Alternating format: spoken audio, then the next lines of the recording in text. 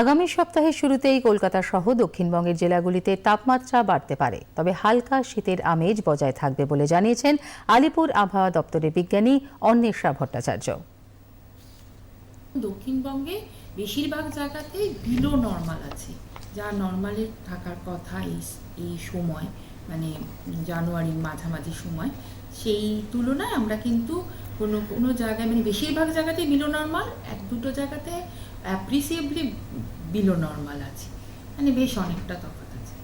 তো এইটা আশা করা হচ্ছে যে আরও দুদিন এরকমই থাকবে টেম্পারেচারটা, তারপরে 2 থেকে 3 ডিগ্রি দক্ষিণবঙ্গে টেম্পারেচারটা বাড়ার সম্ভাবনা আছে, গ্র্যাজুয়ালি বাড়বে তার পরবর্তী 4 দিনে, এবং তারপরে আবার সেই রকমই থাকবে বা একটু কমেও যেতে পারে টেম্পারেচারটা। আর